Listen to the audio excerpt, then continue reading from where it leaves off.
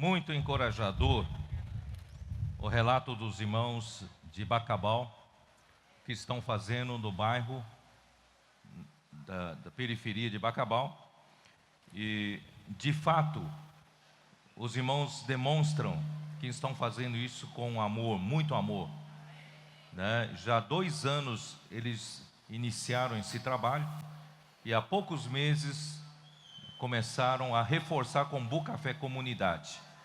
E o resultado já é impressionante. Por isso, irmãos, nós estamos aqui, a nossa missão principal aqui é cuidar das pessoas. Nós fomos colocados pelo Senhor aqui para ser pastor de ovelhas. Todos nós precisamos assumir o nosso papel, a nossa função. Ó Senhor Jesus, há muitas pessoas esperando-nos, né, para pastorear, para alimentar, para cuidar, para que eles andem no caminho de Deus e sejam também preparados para reinar um dia, quando o Senhor voltar.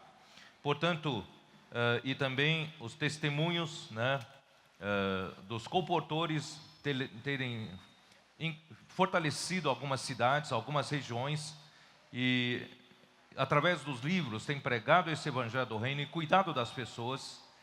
Irmão, tudo isso é muito encorajador.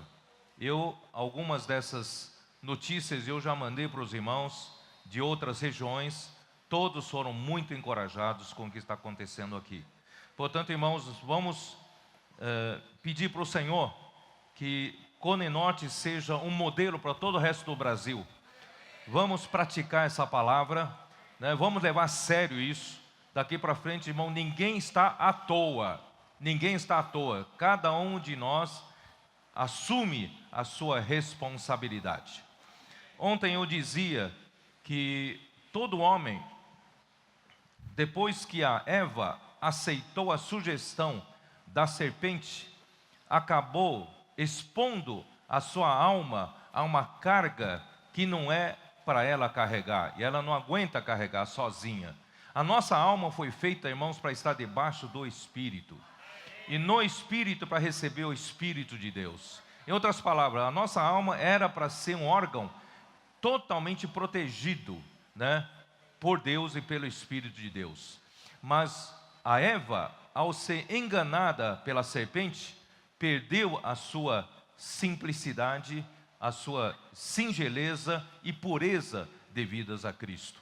Isso está em 2 Coríntios capítulo 11. Portanto, irmãos, vamos retornar a nossa alma de volta à proteção do Espírito. Vamos viver no Espírito.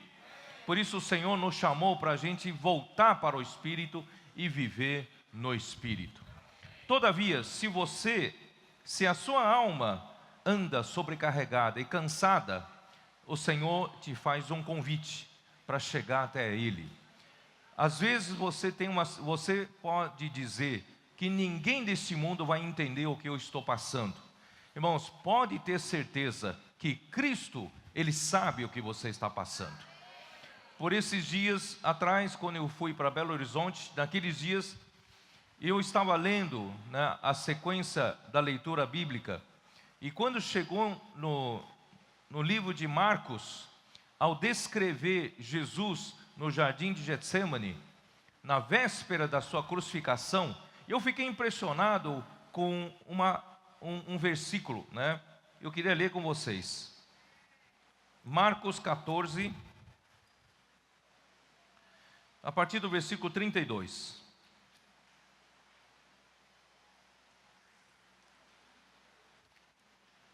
Ó Senhor Jesus. Todos acharam? Marcos 14, 32. Então, foram a um lugar chamado Getsêmani. Ali chegados, disse Jesus a seus discípulos: assentai-vos aqui, enquanto eu vou orar. E levando consigo a Pedro, Tiago e João, presta bem atenção à descrição aqui, começou a sentir-se tomado de pavor e de angústia. Irmãos, nas minhas leituras anteriores, nunca tinha me impressionado com essa descrição. Não dá para acreditar que Jesus mesmo Jesus como homem, ele seja passível também de sentir-se tomado de pavor, de medo, de temor. Irmãos, nós homens, nós somos muito frágeis, e eu já expliquei que a nossa alma está muito exposta a uma carga que ela não consegue carregar. Então nós, muitas vezes, em algumas situações desesperadoras, nós nos sentimos tomados de medo. Você já teve essa experiência? Tomado de medo, tomado de pavor, não sabe mais o que faz, não sabe o que vem pela frente, a insegurança. Quem já teve essa experiência? Mas você nunca teria imaginado que Jesus teve essa experiência. Porque Jesus, na descrição dos 4 evangelhos, sempre foi um homem muito seguro, não é isso? Porque ele tinha Deus Pai o conduzindo a cada passo, a cada momento. Ele era muito confiante, muito seguro, porque ele estava sendo guiado pelo Pai. Mas nesse momento da véspera da sua crucificação, irmãos, eu quero dizer para vocês, principalmente por mais jovens, Jesus, ele tem a mesma humanidade que eu e você temos. Às vezes nós pensamos que Jesus é um super-homem, ele é capaz de passar por desaforos que eu não consigo passar. Irmãos, eu quero dizer para vocês, Deus fez questão que Jesus viesse aqui na terra com a mesma humanidade que você tem, que eu tenho, sujeito a fraquezas. Todavia, ele nunca pecou. Todavia, ele nunca foi desobediente à voz celestial, que era Deus Pai que o guiava. Portanto, irmãos, ele passou também a essa situação de extremo desespero e também de angústia. Então fique você tranquilo que por pior situação que você esteja passando, Jesus já passou. Ele entende você, ele compreende você, tá? Em seguida ele fala, e lhes disse, a minha alma está profundamente triste até a morte. A minha alma está profundamente triste até a morte. Você é capaz de dizer que você chegou a essa situação um dia? Eu não acredito que todos nós chegamos a essa situação, profundamente triste até a morte. Irmãos, isso significa extrema tristeza, extrema angústia. Irmãos, essa é uma situação pior que um homem pode passar. Jesus, ele passou na véspera da sua crucificação. Porque ele sabia que a partir do momento da sua crucificação, irmãos, até o próprio Deus o abandonaria. Por quê? Porque ele tomaria sobre si os nossos pecados, tomaria sobre si as nossas transgressões. Nós cometemos todo tipo de erro, mas ele pagou por nós o preço, a punição, não é? Deus o considerou como pecado por nossa causa, e Deus o abandonou. No final da sua crucificação, Jesus disse, Deus meu, por que me desamparaste? E eu temo que às vezes nós pecamos um pouco a sensibilidade do preço que Jesus pagou por nós na cruz. E tornamos muito banal o que Jesus passou para nos redimir. Irmãos, às vezes nós precisamos recordar um pouco. Cada domingo nós partimos o pão, é para lembrar da morte do Senhor. Eu espero, irmãos, que a gente não, com o tempo, não consideremos coisa comum, coisa corriqueira, tudo que Jesus passou para te redimir, para te salvar, para Deus perdoar os seus pecados. Irmãos, Jesus passou por muito sofrimento por nossa causa. Aqui vou ainda usar Marcos 14. A partir daí, Jesus foi preso. Ele foi interrogado, né, pelo sumo sacerdote. Muitos faziam acusações falsas contra ele. Todavia, ele não abriu a sua boca. Mas quando o sumo sacerdote lhe perguntou, és tu o Cristo, o Filho de Deus, do Deus bendito? Está no versículo 61. Em 62, Jesus respondeu, eu sou. A essa pergunta, ele não pode se calar. Ele respondeu, eu sou. E vereis o Filho do Homem assentado à direita do Todo-Poderoso e vindo com as nuvens do céu. Então o sumo sacerdote rasgou as suas vestes e disse: que mais necessitamos? Que mais necessidade temos de testemunhos? Testemunhas? Ouvistes a blasfêmia? Que vos parece? E todos o julgaram réu de morte, só porque ele declarou que ele era o Filho de Deus, do Deus bendito. E a partir de então, puseram-se alguns a cuspir nele. Irmão, cuspir não agride o corpo, mas cuspir agride a alma, não é? Às vezes, cuspir dói mais do que uma agressão física, porque é uma humilhação da alma, não é assim? Irmãos, Jesus começou a passar por humilhações de toda sorte por tua causa e por minha causa. Passaram a cuspir nele e a cobrir-lhe o rosto e dar-lhe murros. E diz ele: profetiza.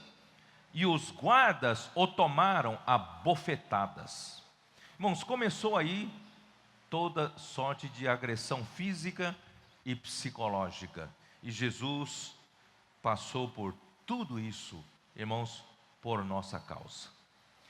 Quando Jesus foi crucificado, imagine você, pendurado, preso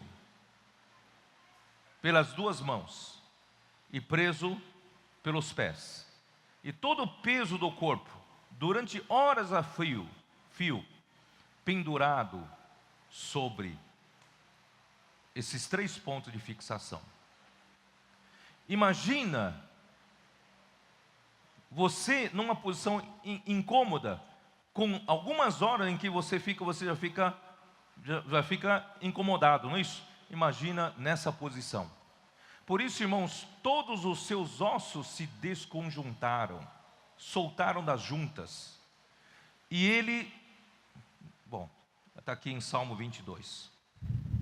Eu quero ler isso para vocês, para a gente não tornar mais banal aquilo que Jesus pagou por nós. Salmo 22. Começa assim, versículo 1. Deus meu, por que me desamparaste? Por que se acham longe de minha salvação as palavras de meu bramido? Versículo 14. Derramei-me como água, e todos os meus ossos se desconjuntaram.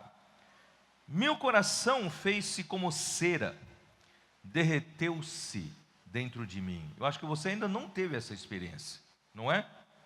Secou-se o meu vigor como um caco de barro, e a língua se me apega ao céu da boca. Assim me deitas no pó da morte. Ó Senhor Jesus,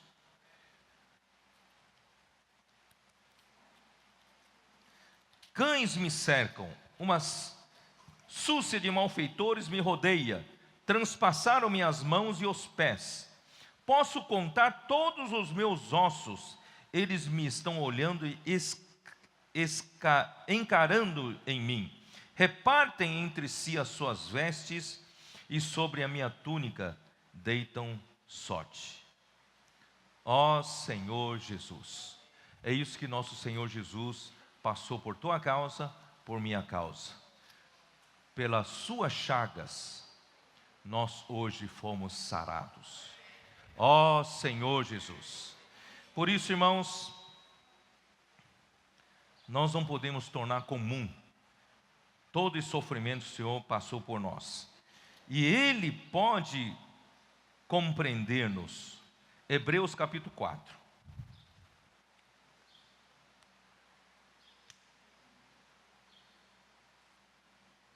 Hebreus 4, versículo 14. Tendo, pois, a Jesus, o Filho de Deus, como grande sumo sacerdote, que penetrou os céus, conservemos firmes a nossa comissão. Porque não temos um sumo sacerdote que não possa compadecer-se das nossas fraquezas. Irmãos, tem alguma fraqueza que ele não possa compadecer-se de nós? Ele conhece todas as nossas fraquezas. Por isso, não pense que você é o incompreendido, você é rejeitado, a você ninguém entende. Não, Jesus entende você. Antes foi ele tentado em todas as coisas à nossa semelhança, mas sem pecado. Acheguemo-nos, portanto, confiadamente, não precisa vir com medo não, confiadamente, junto ao trono da graça, a fim de recebermos misericórdia e acharmos graça para socorro em ocasião oportuna. Senhor Jesus. 1 Pedro 2.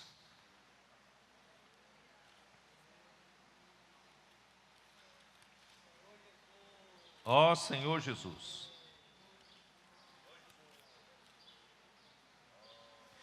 Versículo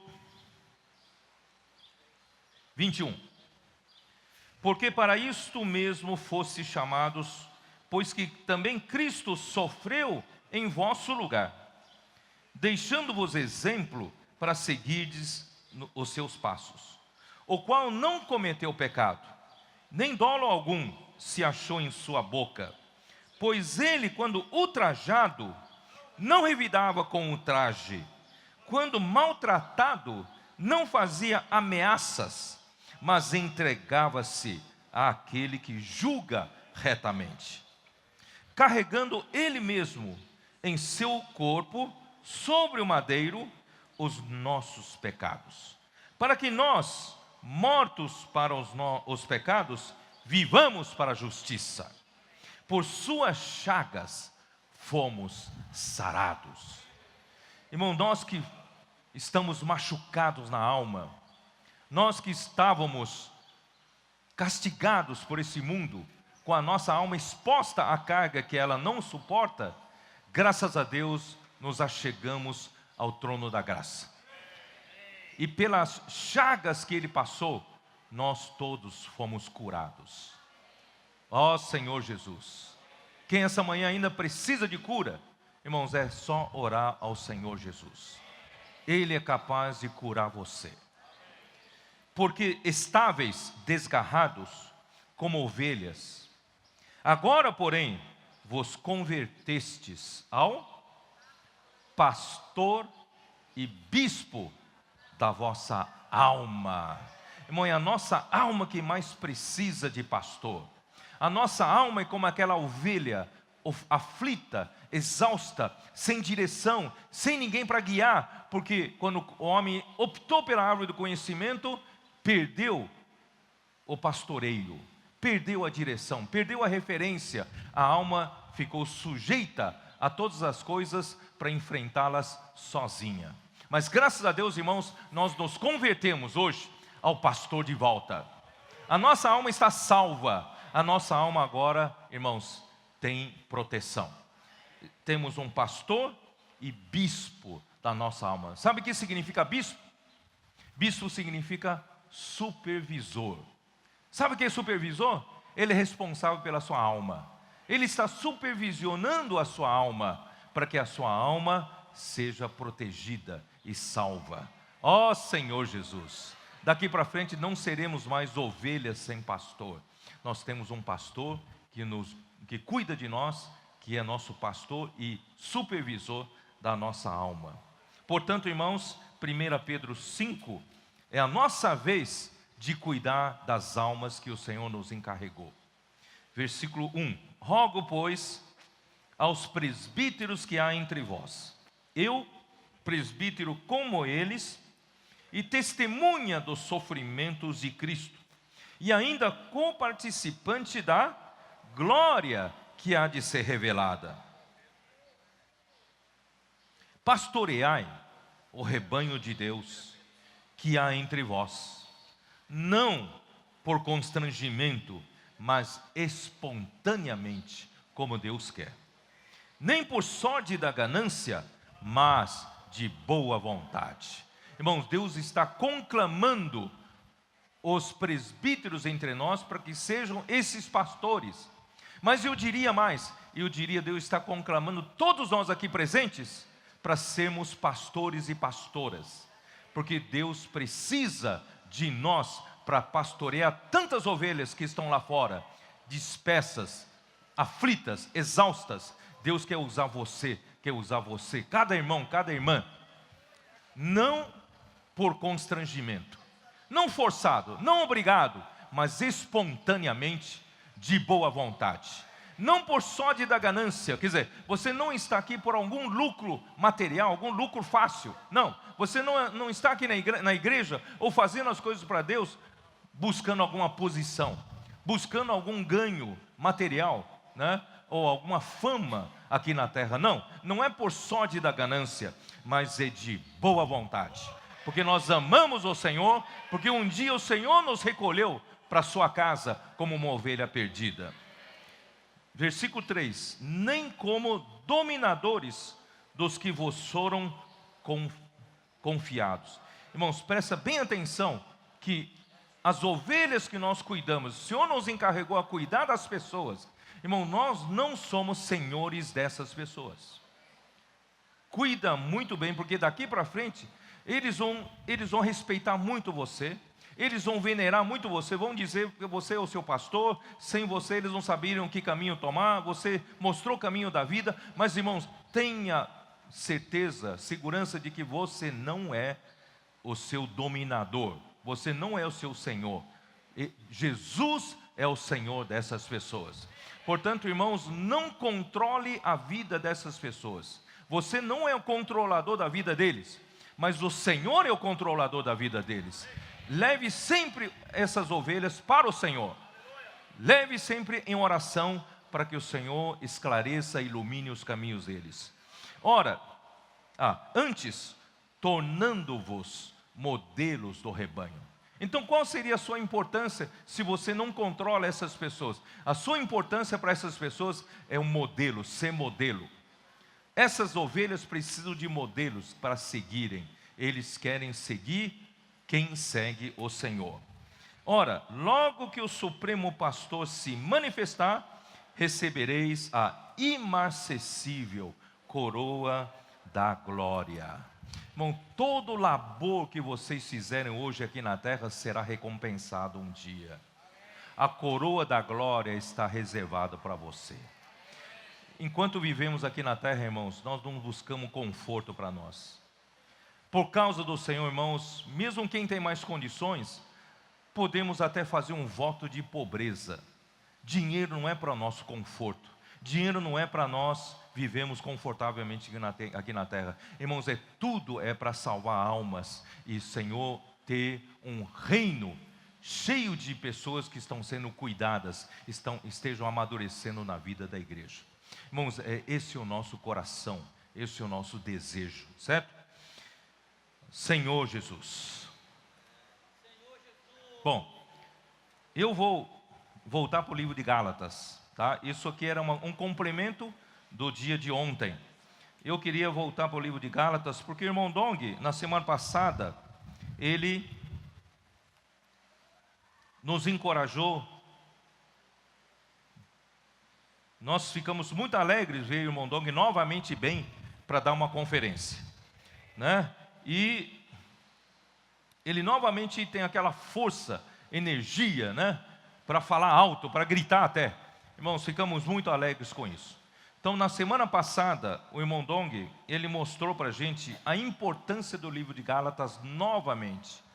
E a importância do livro de Gálatas, dentro da linha da economia de Deus, ele trouxe de novo à nossa memória a ilustração do avião. E o livro de Gálatas é como o corpo do avião, a cabine de passageiros, onde nós que nos convertemos ao pastor e bispo de nossas almas, fomos introduzidos. Você entrou no avião da economia neotestamentária de Deus. Eu e você estamos dentro de um avião. Isso tudo aqui, ó, são passageiros desse avião. Esse avião vai para onde? Vai para o reino, né? Esse avião não vai para outro lugar senão para o reino. Portanto, irmãos, esse avião, para voar, tem duas asas. As duas asas são, está ali, né? As duas asas são o conteúdo dos livros de Colossenses e Efésios. Colossenses fala do mistério de Deus, que é Cristo. E Efésios fala do mistério de Cristo, que é a igreja. Então, irmãos, para que esse avião possa levantar o voo, precisa das asas. Só o corpo não consegue levantar o voo. Portanto, irmãos, que é o corpo? O corpo do avião é o livro de Gálatas. O livro de Gálatas, irmão Dong, dá muita atenção para o capítulo 4. E o capítulo 4, ele mostra que todos que foram introduzidos nesse avião, e ainda os que serão introduzidos nesse avião, eles são filhos de Deus, e todos eles têm a filiação, mas estão em 3 estágios de crescimento. O primeiro estágio, quando você acaba de se converter ao Senhor, você acaba de ser salvo, você acaba de ganhar a vida de Deus, você já se tornou filho de Deus. Porque João capítulo 1, versículo 12, como diz? Como diz? Mas a todos quantos o receberam, deu-lhes o direito, o poder de serem feitos filhos de Deus, a saber, os que creram em seu nome. Quer dizer, quando você creu no Senhor Jesus, creu no nome do Senhor Jesus, invocou esse nome, creu no seu coração e confessou com a sua boca que Jesus é o Senhor, você se tornou um filho de Deus. O maior milagre desse universo aconteceu na sua vida. Você ganhou a vida de Deus e você se tornou filho de Deus. A partir desse momento você entrou nesse avião, você está vivendo a vida da igreja junto com os irmãos, e aqui há tutores e curadores que vão ajudar você a crescer. Então você entra nesse avião, você junto com os irmãos, você passa a imitar as pessoas que estão aqui, passa a invocar o nome do Senhor, não é isso? Passa a viver a vida da igreja, mas você ainda era muito criança, era muito infantil. Você não sabe muitas coisas do que você faz, você não entende o significado real. Quem sabe até invocar o nome do Senhor, você faz porque os outros fazem, e que te traz alegria, te traz salvação e socorro no momento que você mais precisa. Mas o real significado de invocar o Senhor, você precisa crescer mais um pouco, chegando mais ou menos a 12 anos de idade, 13 anos de idade, de repente você descobre a importância do Pai para você, a importância do invocar o nome do Senhor. Irmão, chega a um determinado estágio na sua vida cristã, você passa realmente a vislumbrar, puxa, como é precioso invocar esse nome do Senhor. Você passa a entender realmente por que você invoca o nome do Senhor. No começo você invoca porque todo mundo invoca, não é isso? Mas vai chegar um momento da sua vida, você vai ter consciência de como é precioso dizer, Abba Pai, ó Senhor Jesus. Você chegou nesse estágio já não? Quem já chegou nesse estágio? Há uma diferenciação entre o invocar inicial e chega um dia, você realmente percebe como é precioso invocar esse nome. Aí você já chegou na idade mais ou menos de adolescência espiritual. Mas você precisa crescer mais ainda. Você precisa crescer até a maturidade. E para esse crescimento você precisa se preocupar com a edificação da igreja. Aí o irmão Dong usou 1 Coríntios, capítulo 12, versículos de 4 a 6. Você então precisa exercitar os seus dons, para que esses dons exercitados sejam constituídos em você como ministério. Você serve tanto a igreja, serve tanto os irmãos, serve tanto as pessoas, pregando o evangelho, Boa Café Comunidade, né? Pastoreando as pessoas, crescendo em vida. Esse seu trabalho acaba se tornando seu ministério. E esses ministérios, uma vez constituídos em você, você começa a pôr à disposição da obra de Deus para a operação de Deus. Irmãos, e assim você vai crescendo, crescendo até a maturidade. Isso não é maravilhoso? Você está nesse processo?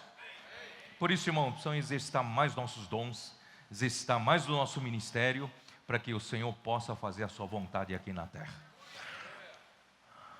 Livro de Gálatas, por que é tão importante? Porque ele faz parte da linha central da economia de Deus?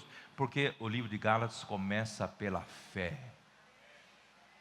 Se não fosse, irmãos, pela fé, nós ainda estaríamos fazendo as coisas na esfera terrena.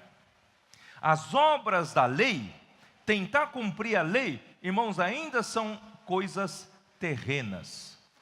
O que Deus quer dar para o homem, irmãos, são coisas que não existem aqui na terra. Deus, Ele quer dar para você, dar para mim, depois que você creu em Jesus, Deus quer dar para você toda sorte de bênção espiritual nos lugares celestiais em Cristo. Esses lugares celestiais não está nesse céu do nosso cosmos, não é esse céu físico, porque senão, para nós, o céu está aqui. Para o coreano que está do outro lado da terra, o céu está para baixo. Irmão, não é esse céu físico, mas é o céu espiritual. Não está nesse universo físico, está no universo espiritual, no universo onde Deus está. E Deus está na eternidade. Deus é um Deus que habita a eternidade. Irmãos, Ele deseja dar essas bênçãos que você não encontra aqui em supermercado. Você não encontra aqui em lojas de departamento no shopping. Você não encontra em lugar nenhum, nem com dinheiro se compra. Deus, Ele tem para nós coisas que só Ele tem na esfera onde Ele está. Aqui na terra não existe. Portanto, irmãos, como nós conseguimos trazer essas coisas da parte de Deus para nós hoje aqui na terra, se não existe aqui na terra? A única maneira é você usar a sua fé. A fé é uma porta para trazer as coisas de Deus para nossa existência. Você entendeu? A sua fé é poderosa. A sua fé é muito forte. Por isso que Jesus falou para os seus discípulos: se vocês tiverem fé do tamanho de um grão de mostarda, se vocês ordenarem que esse monte seja removido, você é capaz de remover. Porque, irmãos, a fé é milagrosa. A fé faz coisas sobrenaturais que o homem não consegue fazer. Não é coisa deste mundo, é coisa da parte de Deus. E Ele entregou para você essa ferramenta que está em você, irmãos. Use mais a fé. Pare de lutar você pela sua alma as coisas. Lute pela fé. A fé, você é capaz de trazer à realidade as coisas que você não vê. Isso está em Hebreus 11, versículo 1. A fé, você é capaz de substantificar as coisas que só em Deus há. Você traz a existência aqui no seu viver diário. Você acredita nisso ou não? Irmãos, essa coisa é melhor que aconteceu na nossa vida. Não precisamos mais lutar com as nossas forças terrenas. Nós recebemos a fé. Com a fé, irmão, nós temos acesso a um Deus que ressuscita os mortos. Isso está em Romanos 4. Abraão cria em Deus que ressuscitava os mortos. E também essa fé, irmãos, nós cremos em Deus que traz à existência as coisas que não existem aqui na terra. Você acredita nisso? Por isso, irmão, nós passamos a ser, na verdade, homens extraterrestres. Nós passamos a ser pessoas sobrenaturais.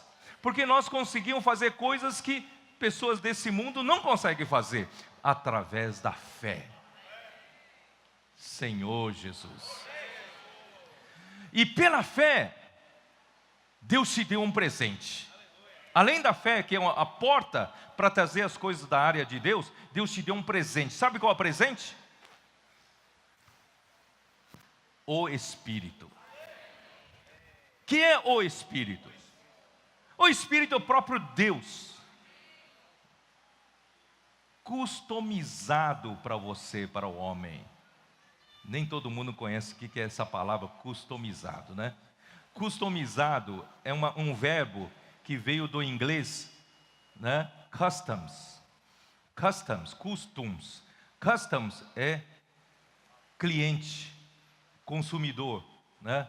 Então, nos homens do negócio, em inglês, customizado significa feito sob medida para o cliente, né? Foi fabricado para o cliente. Irmãos, o que é o Espírito?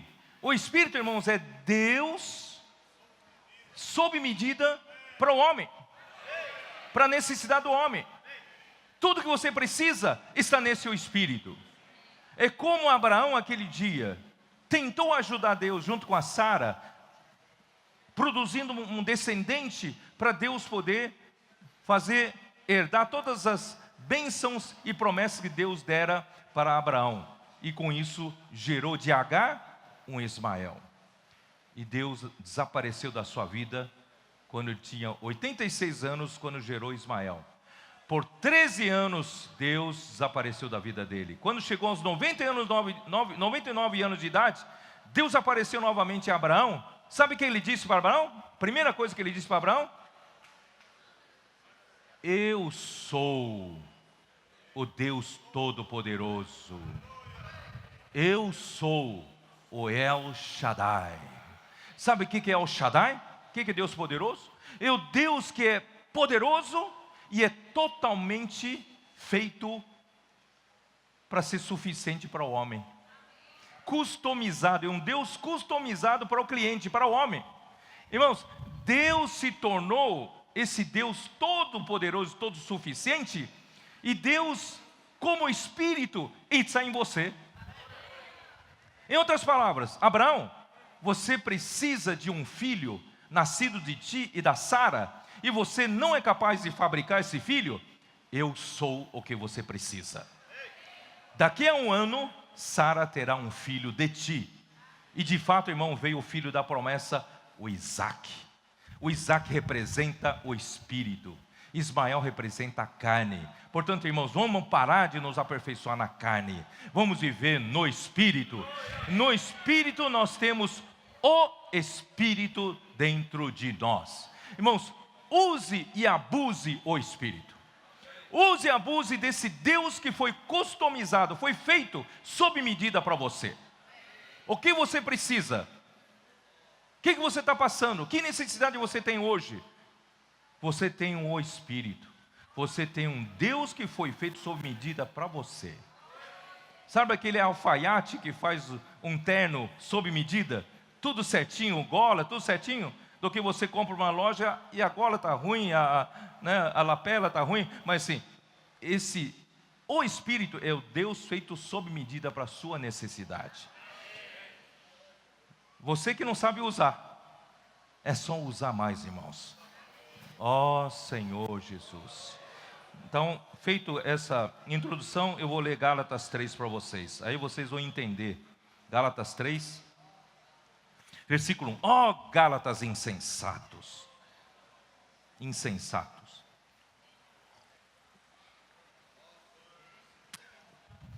Deus deu uma coisa maravilhosa para vocês. Vocês ainda querem se esforçar aqui fazendo as coisas da terra.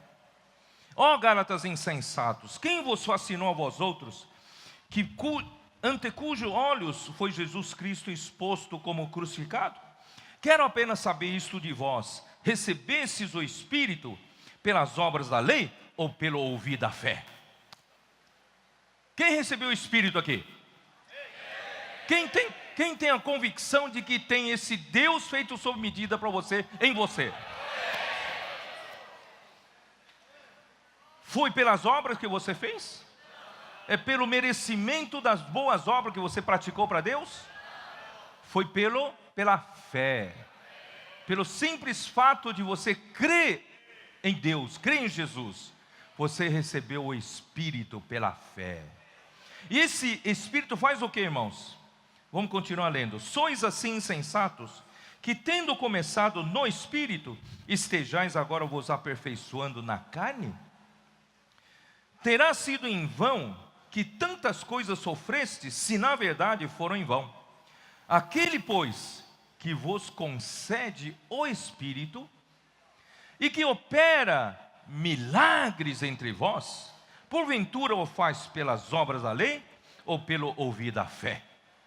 Irmãos, esse Espírito que Deus deu para nós, esse Espírito opera milagres. A nossa vida, irmão, tem que ser uma vida feita de milagres.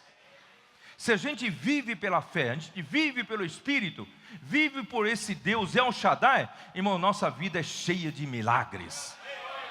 Você acredita nesse Deus que te faz milagre na sua vida? Tem coisas que parecem ser impossível, mas se você crê, Ele vai fazer milagre em você. O homem não é capaz de fazer nada na obra de Deus. Moisés foi tão bem preparado no palácio do Egito, quando ele aos 40 anos tentou tirar o povo do Egito, ele só fez besteira. Ele teve que fugir para o deserto de Midian. E depois de mais 40 anos, aos 80 anos de idade, ele viu uma sarça. E quando viu a sarça com fogo em cima da sarça, ele se admirou, porque geralmente se a gente toca fogo num capim seco, você vê o capim se instalando, né? Instalando e queimando, e o fogo vai correndo, não é isso? Mas quando ele olhou para aquele fogo, a sarça não se queimava. Era fogo em cima da sarça e a sarça não se consumia. Aí ele entendeu. Ele tentou fazer o fogo consumir a sarça para tirar o povo do Egito. 40 anos atrás ele não conseguiu. Irmão, não é pela sarça. O poder não está na sarça. O poder é de Deus. A sarça é a capacidade do homem. A sarça é o que eu e você conseguimos fazer. Mas o fogo é o poder de Deus. Por isso ontem li para vocês 2 Coríntios 4:7, que diz: temos, porém, este tesouro em vasos de barro, para que a excelência do poder seja de Deus e não de nós. Irmãos, Deus precisa da sua capacidade como sarça, mas Ele não precisa da sua capacidade como combustível para fazer a sua obra. Não sei se você me entendeu. Quando Moisés achava que toda a capacidade que ele adquirira no Egito, Deus iria usar, Deus não usou, porque Deus não podia usar aquela sarça. Mas depois de 40 anos, quando ele achou que Deus não podia mais usar, a sua capacidade não servia mais nada para Deus, Deus passou a usar essa sarça, mas não consumir essa sarça. Não sei se os irmãos entenderam. A sarça, a sua capacidade não é combustível para Deus, porque Deus, Ele autoprovê o que Ele precisa de poder. Ele usa a sua sarça, a sua capacidade apenas como um suporte. Porque Deus não faz surgir fogo do nada. Ele, no princípio da encarnação, Ele precisa do homem. Ele quer que o homem assuma a responsabilidade, como eu disse ontem. Ele ainda quer que você se capacite. O homem precisa se capacitar, precisa estudar. Jovens precisam estudar, precisam se capacitar, precisam aprimorar. Mas não ache que a capacidade que você adquiriu vai fazer a obra de Deus. Deus não vai usar. Mas no momento em que você acha que Deus não vai mais usar você, Deus, em morte e ressurreição, Ele passa a usar a sua sarça, sua capacidade apenas como suporte, para que o fogo de Deus apareça sobre a sua capacidade. Os irmãos entenderam ou não? Espero que o Espírito revele para vocês a diferença. Irmãos, o poder é de Deus. Ele é quem faz milagres. Imagina, irmãos, Moisés como iria conseguir, com a sua força, com a sarça, tirar o povo do Egito. Impossível, impossível. Para Deus poder tirar o povo dele do Egito, precisou fazer antes da 10ª praga 9 pragas. Dessas 9 pragas, algumas delas os magos do Egito também faziam. Mas Moisés não conseguiria nunca fazer as 9 pragas. Piolho, gafanhoto, água transformando em sangue, que mais? Rãs, trevas, moscas, pestes, não é isso? Irmãos, quando chegou na 10ª praga, verdadeiramente era o que o Senhor Jesus queria fazer. Deus queria fazer. Era morte aos primogênitos, para mostrar que Cristo é o nosso Cordeiro Pascal, que morreu em nosso lugar. Quando os primogênitos dos egípcios morreram naquele dia, isso mostra que nós deveremos todos morrer. Ninguém merece viver, né, diante de Deus por causa dos nossos pecados, mas Cristo morreu em nosso lugar.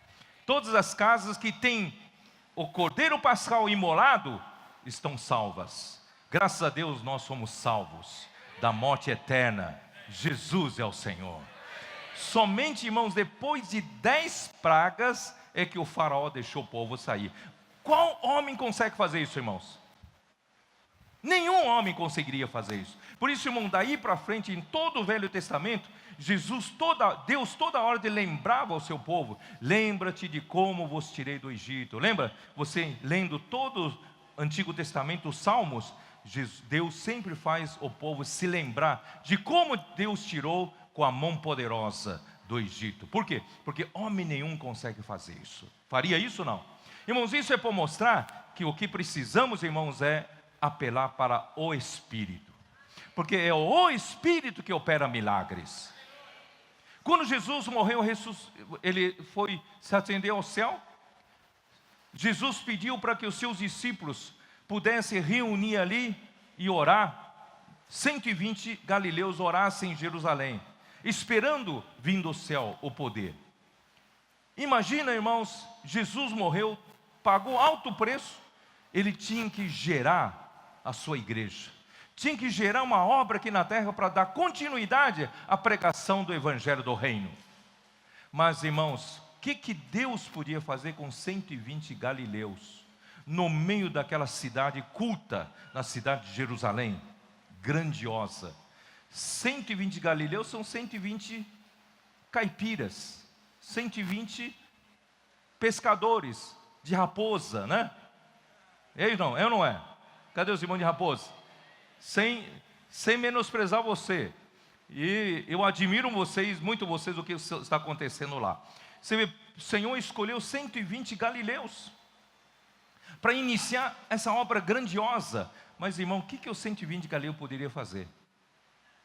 O que a sarça poderia fazer por si só? Nada, nada. Irmãos, o que aconteceu? O Espírito Santo desceu sobre eles, vindo como um vento impetuoso, e desceu uma língua sobre cada um deles, um espírito com fogo, né, como língua, como de fogo sobre cada um deles, e eles passaram a falar outras línguas, pregando o Evangelho em diferentes línguas de diferentes nações, onde os judeus se reuniram ali e ficaram admirados. O que aconteceu? Como é que os galileus conhecem a nossa língua? Irmão, que nem você que não sabe nem falar português direito, está falando inglês, está falando francês, está falando alemão, não é isso? Então, irmão, aquele dia todo mundo se assustou com o impacto. Com o impacto, irmão, surgiu a igreja. Deus gerou a igreja no dia do Pentecoste. Irmão, isso é ou não é poder do Espírito? Não pensa você e eu que temos muita capacidade de fazer a obra de Deus, não. O que nós podemos fazer, irmãos? Não faz cócega. Graças a Deus que em nós temos o Espírito e que opera milagres.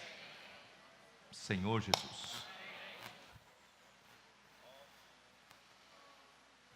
Esse é o livro de Gálatas, bem resumido.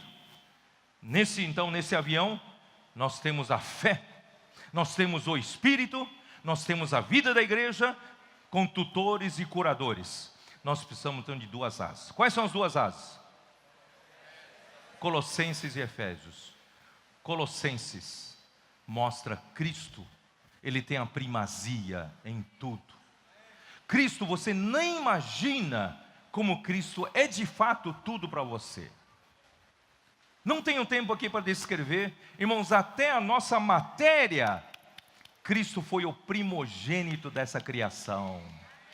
Você sabia disso?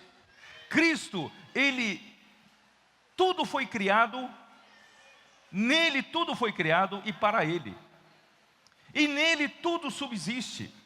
Quer dizer, até na coisa material, a matéria, Cristo é o elemento mínimo, fundamental de toda a criação material visível, do mundo visível e também do mundo invisível, o mundo dos anjos. Irmãos, tudo que você vê por aqui, Cristo foi o elemento pelo qual Deus criou todo o universo. Como é que pode um homem dizer que não crê em Deus, Deus não existe, sendo que até ele mesmo, os seus elementos materiais foram criados em Cristo, por Cristo. Por isso, irmãos, Cristo é tudo, simplesmente tudo, mas Cristo também é tudo na nova criação. Ele é a cabeça do corpo, não é isso? Ele é tudo, tudo, tudo. Ele é a cabeça do corpo, que é a plenitude daquele que a tudo enche em todas as coisas. Quer dizer, Cristo, ele é o menor elemento da criação, ele também é o maior elemento da criação. Quer dizer, ele enche tudo. Mesmo nesse mundo material físico, irmãos, qual é a dimensão do universo? O universo físico. Qual a dimensão? Quem sabe qual é a largura da largura? Quanto é a largura dessa mesa? Talvez uns 35 centímetros, 40 centímetros, não é isso? Irmãos, qual é a largura da largura? Quem sabe? Qual é o comprimento do comprimento? Qual é a altura da altura? Profundidade da profundidade? Ninguém sabe, irmãos, porque essas são as dimensões, até no universo físico, essas são as dimensões de Cristo. Cristo, ele simplesmente é tudo, tudo, tudo que você possa imaginar. Por isso, irmãos, esse Cristo, ele tem a primazia. É Ele, irmãos, que morreu por nós, Ele que nos redimiu, Ele que liberou a vida de Deus para nós.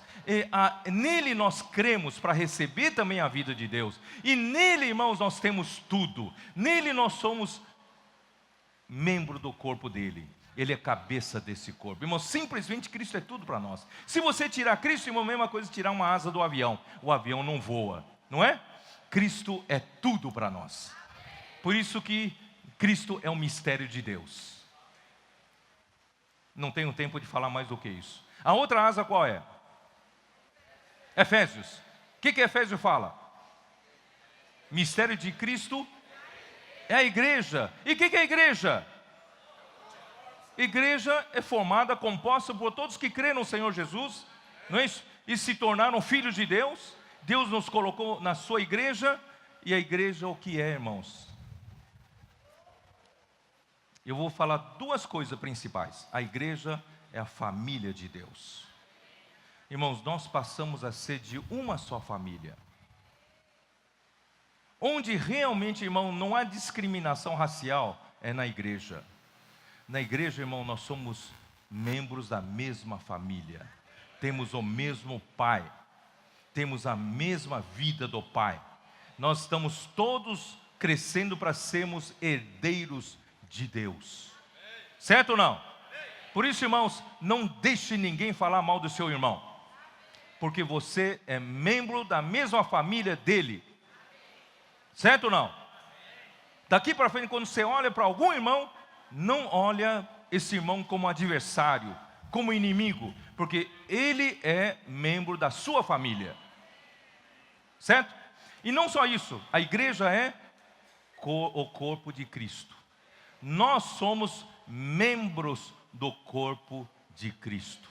Irmãos, não existe entre os membros do meu corpo dois membros rivais, dois membros que tem que lutar entre si para sobreviver e um tem que sair ou tem que morrer.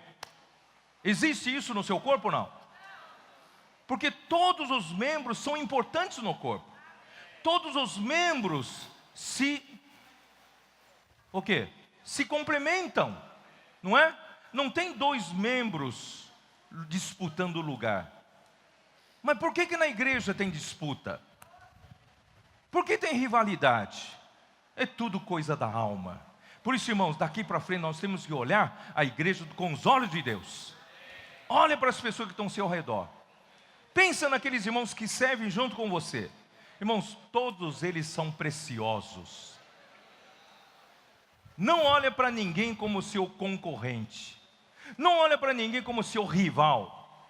Não tenha inveja de alguém quando ele é abençoado por Deus, ou ele é usado por Deus. Irmãos, todos são preciosos e todos têm função no corpo.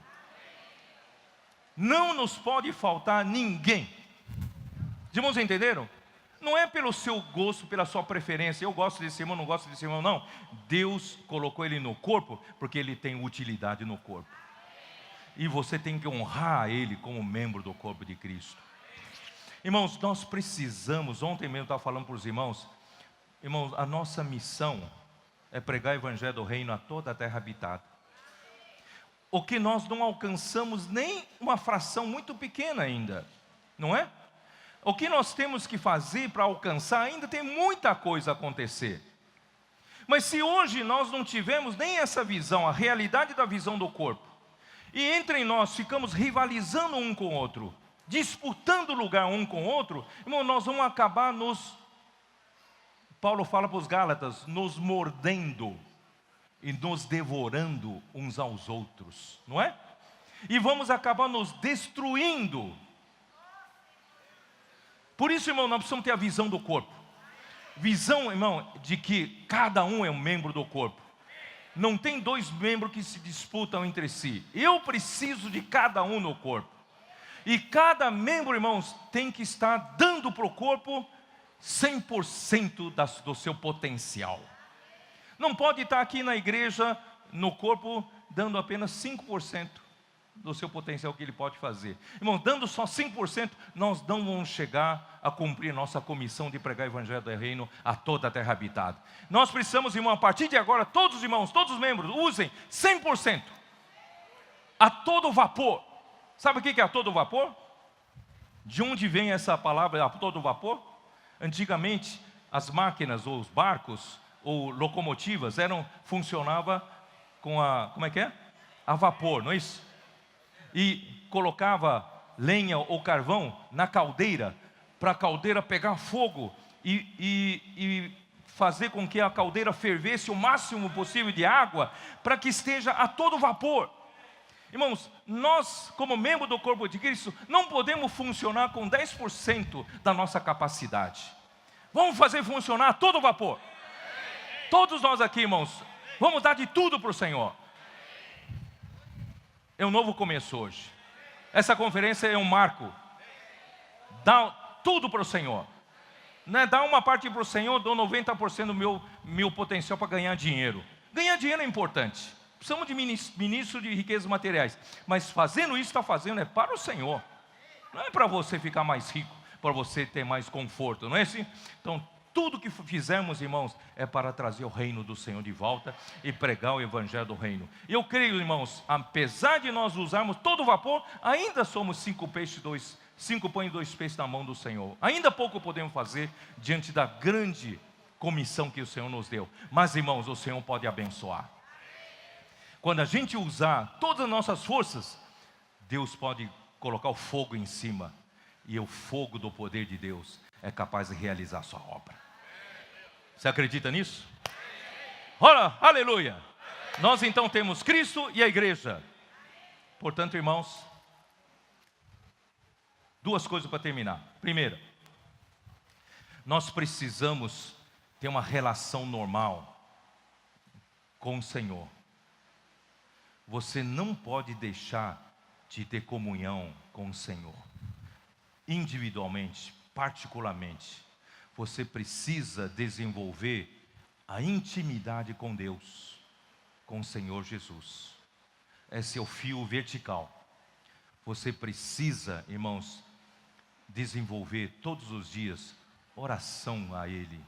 Você conversar com o Senhor, abrir seu coração, conhecer a sua intimidade. Deixa o Senhor falar com você, seja através de oração, de intuição, ou seja através da palavra da Bíblia. Irmão, tenha comunhão com o Senhor todos os dias. Vamos desenvolver isso? Vamos desenvolver isso? E por outro lado, irmãos, você precisa desenvolver um fio horizontal. Qual é o fio horizontal? É com a igreja, com os membros do corpo de Cristo. Você precisa, irmãos, se misturar com os irmãos, se mesclar com os irmãos. Não seja uma gota de óleo em cima da água que não se mistura. Você precisa se edificar com os irmãos, servindo com os irmãos. Você viver a vida da igreja, não é isso? Aprendendo a pregar o evangelho junto com os irmãos, pastorear junto com os irmãos, fazer tudo, irmão, para a edificação da igreja. Você precisa desses dois fios. E não é esses dois fios soltos, mas dois fios entrelaçados. E se você tiver essa vida, com o tempo, você vai produzir um tecido forte, como essa camisa aqui, ó. Como é que é produzida essa camisa aqui, esse tecido? Ela é forte, você pode puxar aqui, né? Não rasga. Por que é forte? Porque esse tecido tem fios verticais e tem fios horizontais, mas entrelaçados, um entrelaçado com o outro. Não é que você diga, não, eu só quero viver a vida da igreja esse mês. Não quero saber ter comunhão, dá muito trabalho levantar de manhã, ter a oração matinal, ter como. Eu só estou aqui na reunião da igreja, estou aqui cooperando com os irmãos, então só tem fios horizontais, só horizontais. Irmãos, fios horizontais ficam todos soltos, é fácil de rasgar, fácil de lacear, fácil de embaraçar, embolar tudo, não é assim? E você também não pode dizer, eu não aguento os irmãos, não gosto dos irmãos, eu quero ficar trancado na minha casa, ler a Bíblia, todo dia, ficar um mês lendo a Bíblia. Quero saber dos irmãos, quero saber do Senhor, de me edificar, servir com os irmãos. Irmão, você só tem fios verticais, não tem ninguém para amarrar, não tem amarração, entendeu? Esses fios também ficam soltos. Irmãos, nós precisamos desenvolver nossa relação com Cristo e com a igreja. Viver uma vida de comunhão com o Senhor e uma comunhão com os irmãos. Você não pode dizer, não, mas é mais fácil só viver no meio dos irmãos, servindo com os irmãos. Você precisa acordar cedo, você precisa desde cedo, mesmo de noite, você aprender a ter comunhão pessoal com o Senhor. Lê a Bíblia, converse com Ele, né? Tenha comunhão com o Senhor, seja sensível ao Senhor, à luz do Senhor. Aí, irmãos, você vai desenvolver uma sensibilidade em que Deus, qualquer coisa, Ele mostra, consegue iluminar você. Você pede perdão, você se arrepende, você cresce mais um pouco. Irmão, graças ao Senhor por essas duas relações. A última coisa que eu queria falar, irmãos, é que Deus não apenas está fazendo de cada um de nós homens maduros, e que nos apresentará então como troféus na Nova Jerusalém, eu e você maduros. Não. Deus está fazendo uma coisa, para mim, humanamente falando, impossível. Sabe por quê? Deus quer um edifício. Deus quer uma coisa coletiva. Deus quer fazer uma edificação onde eu e você somos parte dessa edificação. Deus fez tantas coisas, eles não presenciaram já esse poder de Deus? Eles viram a sabedoria de Deus na criação, não viram? Mas eles ainda não viram a coisa maior. Sabe quem é a coisa maior de Deus? A grande maravilha que Deus está fazendo, a obra-prima de Deus, é nos edificar. Você sabe que é mais fácil para Deus criar esse universo, porque Ele cria o universo com uma palavra, do que transformar você, do que fazer você ter paz com o seu vizinho, seu irmão que coopera com você. Sabe que é mais fácil para Deus ressuscitar Lázaro? Ele basta dizer, Lázaro, sai para fora. Porque Lázaro estava morto, não tinha nem opinião, certo? E saiu. Do que falar para você se reconciliar com o irmão do lado. Não é? Porque depende de você. Para Deus, irmãos, o que Ele está fazendo entre nós, irmãos, é a multiforme sabedoria de Deus, que ainda os anjos vão ver. Por isso em 1 Pedro, quando os profetas de antigamente indagaram entre si, investigaram, para quem é essa salvação maravilhosa que vai acontecer, essa edificação? Eles descobriram que não era para eles, é para nós. Coisas maravilhosas como essas que os anjos desejam, anelam perscrutar. Vocês viram esse versículo? Quer dizer, os anjos esticam o pescoço para ver quem é que vai receber essa grande graça, quem é que vai receber essa grande maravilha que o Senhor pegar duas pessoas que são tão difíceis de se relacionar. Deus está edificando em uma habitação do Espírito. Deus está conseguindo edificar numa igreja maravilhosa, igreja gloriosa. Irmãos, é isso que o Senhor está conseguindo fazer entre nós. Para isso, irmãos, o Senhor precisa restaurar o amor entre nós, o amor fraternal, o amor. Irmão, vamos olhar cada um com carinho, com amor? Olha para cada um, olha para o irmão do seu lado, irmã do seu lado, sabe? Fala que você é um membro precioso do corpo de Cristo. Eu amo você.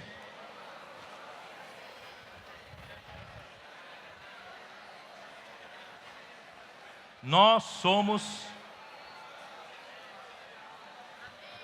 o crescimento de vida. É por isso que o crescimento de vida vai chegar a um nível de amor fraternal, não é?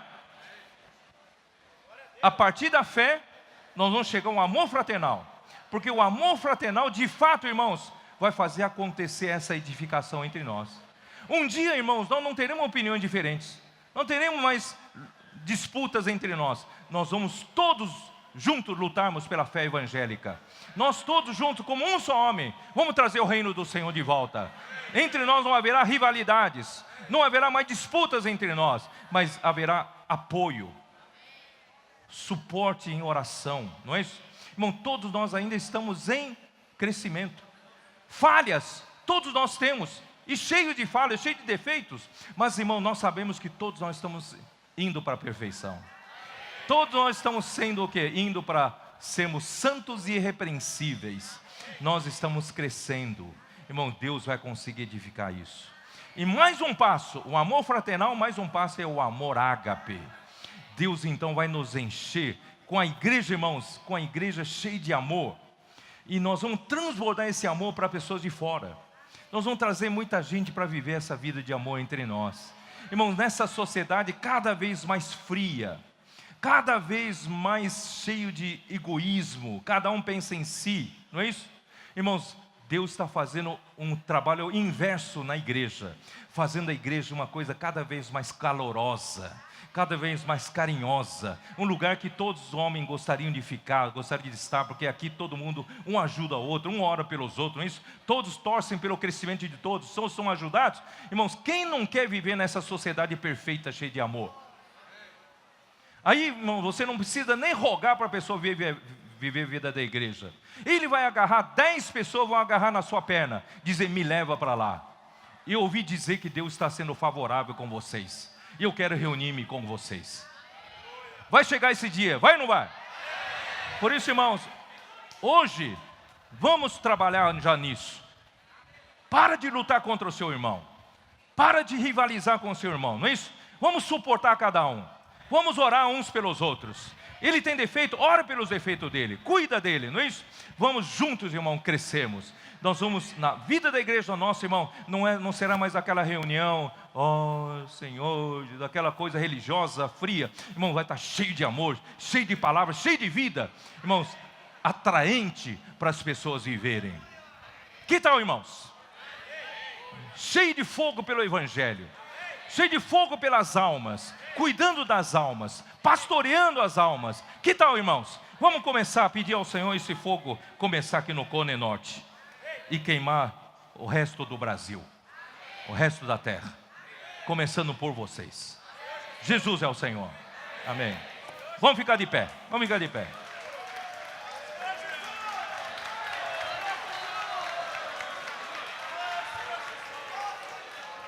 Vamos orar entre nós 2 ou 3, pedir para o Senhor realmente esse novo começo, que o fogo comece a pegar na nossa região aqui.